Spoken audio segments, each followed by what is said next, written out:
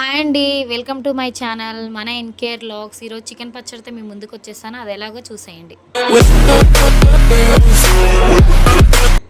ముందుగా అయితే చికెన్ని బోన్లెస్ చికెన్ అనేది తీసుకోవాలండి. అది మీడియం సైజ్గా తీసుకొని శుభ్రంగా కడిగి పక్కకు పెట్టుకున్నాను. ఇది ఇప్పుడు ఆ చికెన్ వచ్చేసి ఓ బౌల్లో వేసుకున్నాను. మీకు పైన చూపిస్తున్నాను చూడండి, అది మసాలా ఇంగ్రీడియంట్ అనమాట. లవంగ, ఇలాచి, ధనియాలు, చెక్క కొంచెం అంత లైట్గా ఫ్రై చేసుకొని మిక్సీ పట్టి పక్కన పెట్టుకున్నాను. ఇప్పుడు వచ్చేసి ఆ చికెన్లోకి ఉప్పు, పసుపు వేసుకొని ఆ పీసెస్కి పట్టే విధంగా మొత్తము కలుపుకోవాలన్నమాట. నీట్గా కలిపేసి మనం పక్కన పెట్టేసుకుందాము. ఇప్పుడు వచ్చేసి స్టవ్ ముట్టించేసి మేము దాని మీద అదే గిన్నె అనేది పెట్టుకోవాలి. అది మనకు అందులో నుంచి వాటర్ అంతా బయటికి రావాలండి. అది మనము సిమ్లోనే పెట్టుకొని ఆ వాటర్ చూసారు ఎలా వచ్చిందో, అది వాటర్ అనేది కొంచెం అంతా ఇనికేంత వరకు, బయటకు ఆ వాటర్ అంతా వచ్చి ఇనికేంత వరకు మనము సిమ్లోనే పెట్టి కలుపుకుంటూ మధ్య మధ్యలో కలుపుకుంటూ ఉండాలన్నమాట. పీసెస్ అనేది కలుపుకొని మధ్యలో చూసుకోవాలి మనకి ఎక్కడ వరకు ఉడికింది అనేసి. ఓకే, ఇప్పుడు నేను పీస్ చూసుకున్నాను. ఓకే, కొంచెం ఉడికింది, ఒక 50% అనేది ఉడికింది. ఇప్పుడు తీసి పక్కన పెట్టుకుందాము.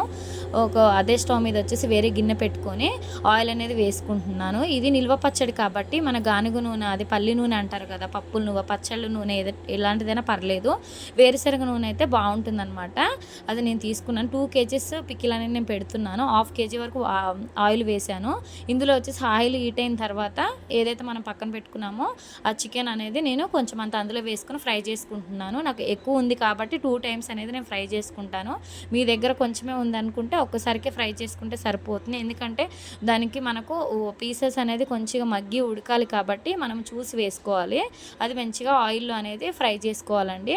మనం సిమ్లోనే ఫ్రై చేసుకోవాలి. ఎందుకంటే మనం హైలో పెట్టేస్తే కలర్ వచ్చేస్తుంది కానీ లోపల పచ్చి పచ్చిగానే ఉంటుంది.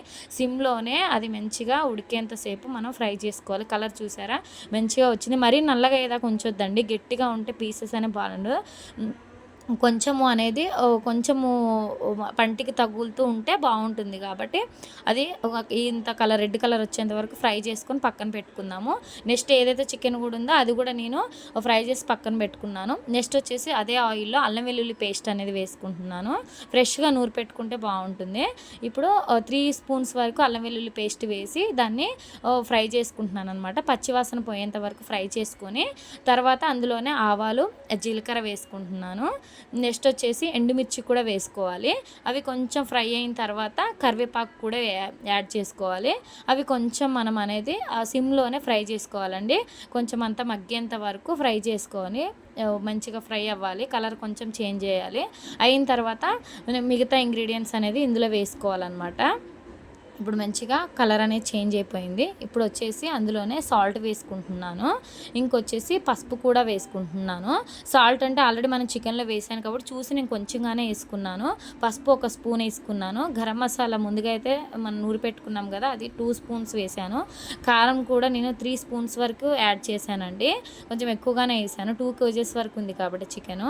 కారం కూడా వేసుకున్న తర్వాత అవి కొంచెం ఫ్రై అయిన తర్వాత ఏవైతే మనం ఫ్రై చేసి పెట్టుకున్నామో ఇప్పుడు చికెన్ పీసెస్ని కూడా అందులో వేసుకొని కలుపుకోవాలండి. చక్కగా ఆ మసాలా అంతా చికెన్కు పట్టేంత కలుపుకొని స్టవ్ ఆఫ్ చేసుకొని పక్కన పెట్టుకోవాలి. అది పూర్తిగా చల్లగా అయిన తర్వాత మనం అనేది నిమ్మరసం అనేది యాడ్ చేసుకోవాలండి. మొత్తం చూసారా పక్క పెట్టుకున్నాను నేను, మొత్తము చల్లగా అయిపోయింది. అందులో వచ్చేసి నిమ్మరసం యాడ్ చేసుకుంటున్నాను. 3 days తర్వాత ఇంకో ఆయిల్ మనకు పైకి వస్తుంది. టేస్ట్ కూడా చాలా బాగుంటుంది. తప్పకుండా ట్రై చేయండి. Thank you for watching.